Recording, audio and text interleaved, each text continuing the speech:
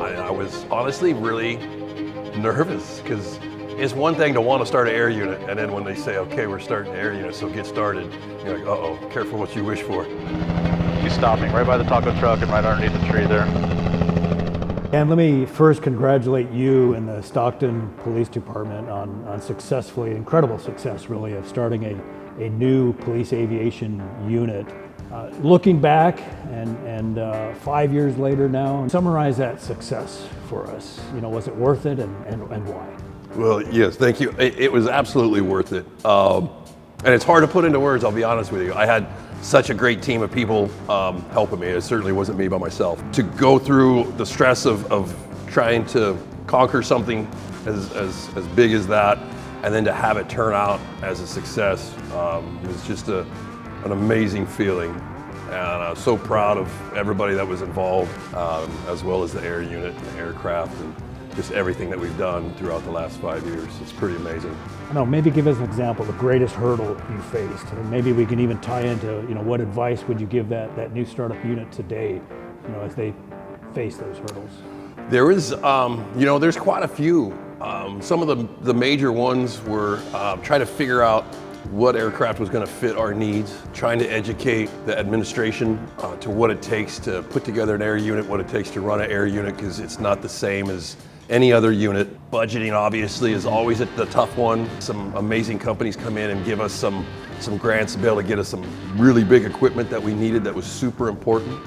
You know, you just kind of keep tackling one after the next, and having a lot of really good advice from other air units was instrumental in helping us get through those tough spots. And so then when I see other units getting ready to start up and asking questions, just stop what I'm doing and you'll go do the same thing and pay that back, just like it was done for me. When you were going through that process, Dan, and defining your mission, so to speak, yes, to lead to that aircraft selection and those configuration questions, walk us through that process. Information that was given to us from other air agencies was, like you said, defining your mission and then finding an aircraft that suits that.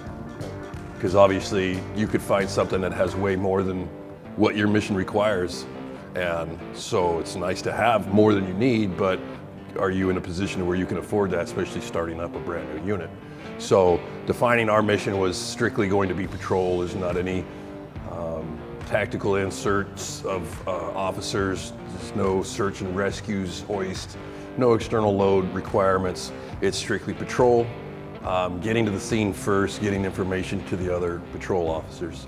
And so then we take that information and then start finding the aircraft to fit those needs. And so then selecting an aircraft was very stressful because I knew if I make the wrong decision, it could affect the future of this whole program before it even starts. And honestly, the 505 wasn't on my radar. And then Bell brought the 505 out and wanted us to fly it. And so I was kind of reluctant to do it, but I did it anyway. And it was literally one flight in that airframe, and I immediately told the lieutenant, I said, this is the aircraft that we need. What it has, the equipment that it has, for the cost, its abilities, it does everything that we need it to do.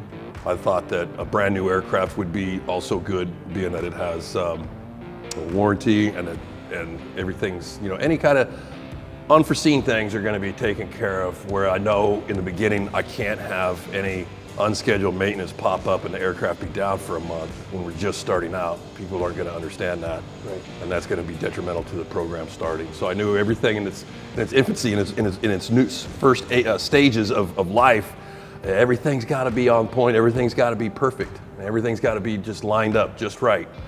And it's basically every day is like a job interview, trying to keep your job, and we got to prove why we belong here and we should be here, why they should spend that money on us.